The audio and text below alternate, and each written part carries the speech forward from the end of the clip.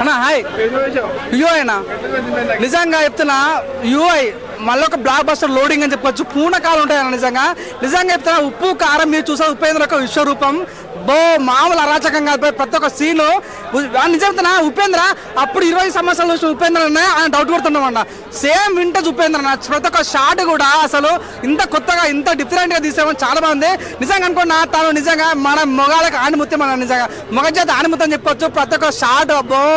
దిల్ ఖుష్ అయ్యి భయ్యా first half లో ఒక సీన్ ఉంటా భయ్యా 20 minutes లాస్ట్ 20 minutes ఊత కోత ప్రతి ఒక్క నాకు చాలా బాగా నచ్చింది సెకండ్ హాఫ్ క్లైమాక్స్ అన్న అసలు చాలా కొత్తగా ఇచ్చారు చాలా జెన్నడిస్తారు సహజంగా ఉపేంద్ర వన్ లో ఒక ఉపేంద్ర చూస్తాం ఇలా డబల్ ఉపేంద్రలో సో వాళ్ళు ఎలా ఉంటారు వాళ్ళు ఏ రకంగా చేస్తారు ఒక నిజాయితీ ఉంటాడు ఇంకొక క్రూయల్ ఉంటాడు సో ఎట్లా యుద్ధం జరిగిందనే పాయింట్ చాలా ఫైట్ ఉంటుంది భయ్యా ఇదే మదర్ సెంటిమెంట్ కూడా చాలా కొత్తగా వాడారు చాలా బాగా నచ్చింది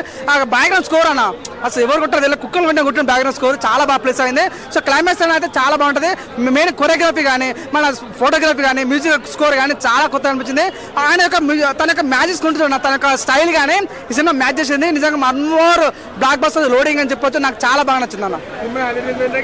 అన్న ఏంటంటే అంటే వైలెన్స్ సినిమాలో చాలా కుప్పలు దాచిపెట్టారు మదర్ సెంటిమెంట్ ఎట్లా ఉండదు సో నిజంగా మనకు అన్యాయం జరిగితే మనం ఎలా అన్యాయం చేయాలనేది పాయింట్ చూపించారు ఒక సినిమాలో అన్న సినిమా చూస్తారు సినిమా వచ్చిన తర్వాత ఇద్దరు అమ్మాయి బంచి సీన్ ఉంటుంది వామో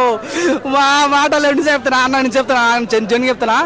వింటర్ సీన్లను ట్యాబ్లెట్ ఇచ్చుకున్నాను భయ్య మైండ్ ఎగిరింది ఏదో నార్మల్ గా వచ్చి సినిమా చూసినా పోయినట్టు కాదు ఇది సో నీ సినిమాలో కూర్చొని నువ్వు సినిమాను చూస్తే తప్ప నువ్వు ప్రతి సీన్ అర్థం చేసుకుంటే తప్ప నీ సినిమా అర్థం కాదు అంత పై స్థాయి వాళ్ళకి అర్థమవుతుంది నువ్వేదో జస్ట్ ఇంటర్ చేసి బీడీ చేసి వచ్చి కాదు ఇదా నువ్వు సైంటిస్ట్ చేసి వస్తే తప్ప నీ సినిమా అర్థం కాదు ప్రతి ఒక్క సీన్ చాలా కొత్తగా గూస్ బంప్స్ లోడింగ్ అని చెప్పొచ్చు అన్న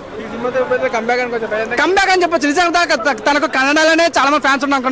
కానీ తెలుగులో కూడా నేను Upendra diehard fan national president నేను నాకు చాలా బాగుంటుంది చాలా గొప్పగా తీసా సినిమా నిజంగా సినిమా అంటే ఇలా తీయాలి ఇలాంటి సినిమాలు తీయాలని మనస్ఫూర్తి కోరుకుంటున్నాను నేను 5కి 4.5 ఇస్తాను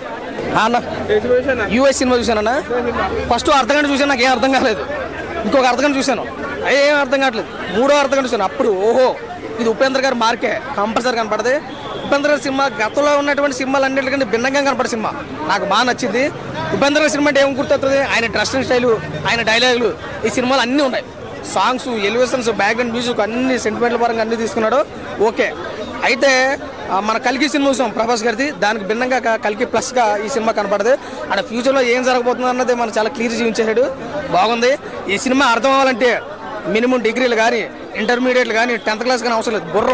బుర్ర ఉంటే సినిమా చాలా ఈజీగా అర్థమైపోద్ది ప్రతి ఒక్కరికి నచ్చింది నాకైతే బాగా నచ్చింది మూర్ఖులకైతే ఇంకా బాగా నచ్చుతుంది సినిమా ప్రతి ఒక్కరు థియేటర్లో చూసి దాన్ని ఎక్స్పీరియన్స్ చేయవలసిందిగా నేను కోరుకుంటున్నాను జై ఉపేంద్ర గారు థ్యాంక్ యూ సో మచ్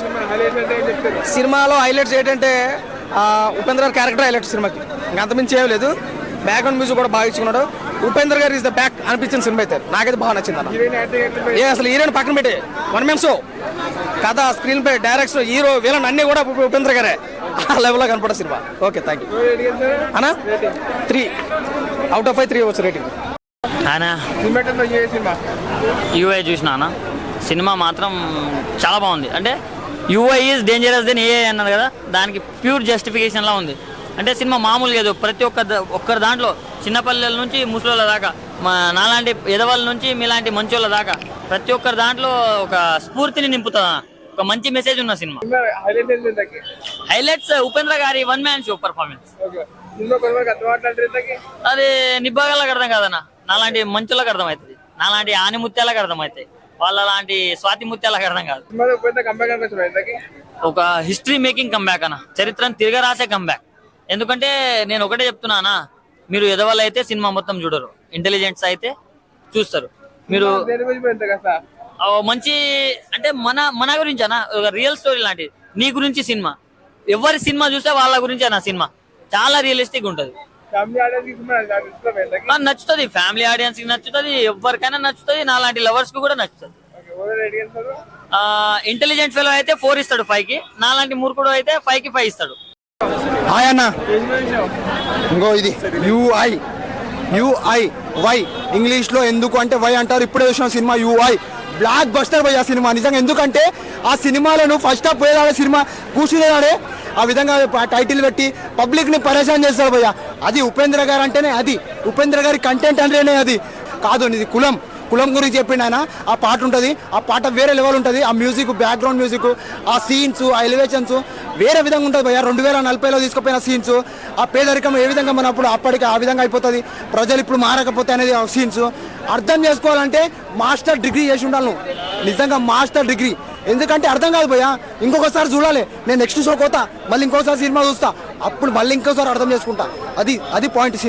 సినిమాలు అర్థం చేసుకోనికే నీకు మినిమం డిగ్రీ ఉండాలి, అది పాయింట్. లాగ్ అని నవ్వులు ఉంటాయి. ఫస్ట్ హాఫ్ మొత్తం నవ్వులే ఉంటాయి. ఆ నవ్వులే ప్రతి సీన్లలో నవ్వులు ఉంటాయి భయ్య. ఇంకో మనం ఊరికి వెళ్ళాలంటే ఇంటికి వేస్తాము లాక్. ఓవరాల్ రేటింగ్ 5కి 4.5. Thank you.